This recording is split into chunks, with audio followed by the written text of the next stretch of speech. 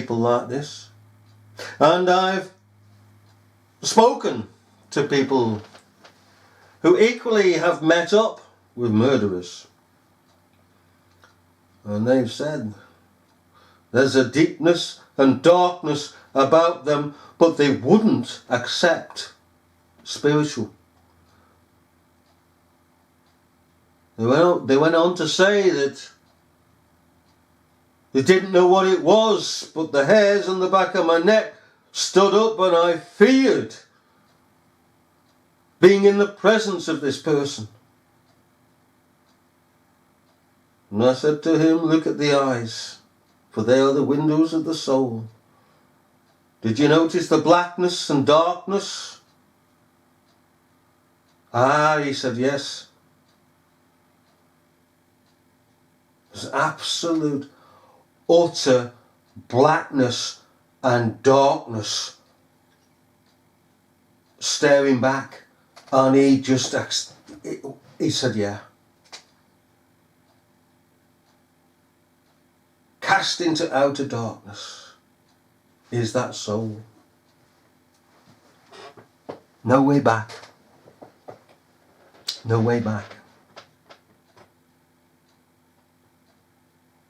It's how life is. We are spiritual beings. And some have tasted of the heavenly things, but no root in themselves, and perish in their sins. And there's naught that we can do about it. We have to make a difference. In closing, we have to make a difference. You know, the Solomons of this world can go off the rails. The Davids of this world can go off the rails. But not to the extent that they bring the profession of faith into disrepute. But there are those who do. They've not gone off the rails, they've never been on the track in the first place. And you know, with life, particularly with youth, there are those that are on a path, or as we say, on the rails. And they've been fine. Then all of a sudden they've gone off the rails. And then they're brought back. Something happens in their lives and they're brought back onto the straight and narrow. And they reflect upon this. And of course this is the spiritual side again. Because we're spiritual beings. The world admits we're spiritual beings, and yet it dismisses we're spiritual beings. It's double-minded, two-faced hypocrites. They go back on the rails, but there are those who remain off the rails because they were no good in the first place. I mean, man in himself is no good. There's none good, no, not one. That's before the fundamentalists, well, corrupted fundamentalists. I'm a fundamentalist, but there are those who are corrupted. Say that, oh yeah, you're saying that man is good. He's not. He's not intrinsically good at all. But in the natural sense of things, a young man can get back onto the rails and correct himself and to go on. Now, the world will say, there you are, you see, people can be taught to return. They can reform. Blah, blah, blah. No, they can't.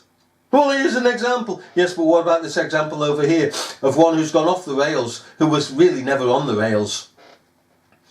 What do you do to him? And they ignore it. Two spiritual beings.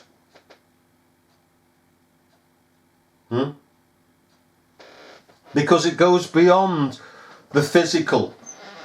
It's to do with the spiritual.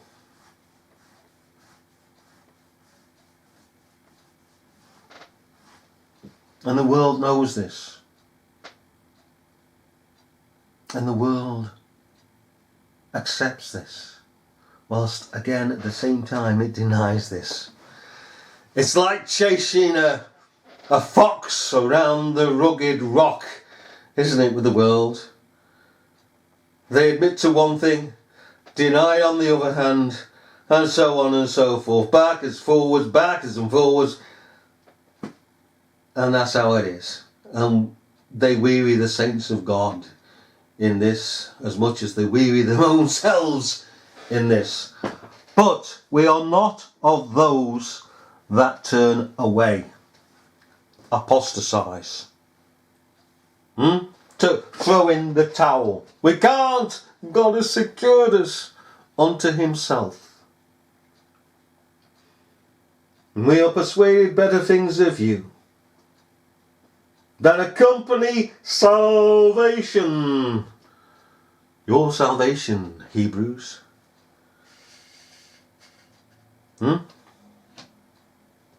It's amazing, you know, when Paul talks to the Hebrews here, he's talking to a people who are not turning round and stoning him, as we said at the beginning. They're equally not turning round to him and saying, we are the Jews, we are the Jews. We're the only nation, the only people that God loves. They're not shouting that.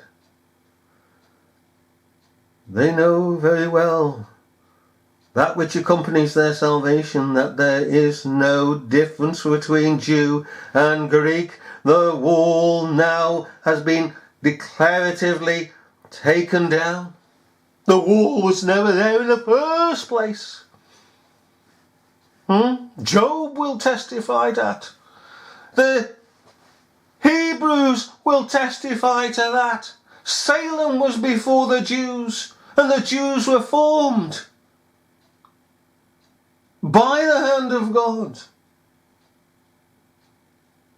and separated politically as a political nation, a political entity, not a saved entity, but a political entity, a judicial entity, a people and a nation separated unto God to reflect the Israel that is above. It was never a body that should be saved and will never be saved unless God is unjust, and that's what the Judaizers are saying. That God is unjust, he's cast millions upon millions of Jews and the Jewish nation into hell, but at some time in the future he's going to save the whole thing. That's of the devil. That's of the devil. There's one true people of God in the Lamb's Book of Life. And the partition wall that was created in the founding of Israel as a people unto God, as an example of the Israel that is above. That distinction, that middle wall, that partition was taken away. Everything went back to the original with Adam, the second Adam.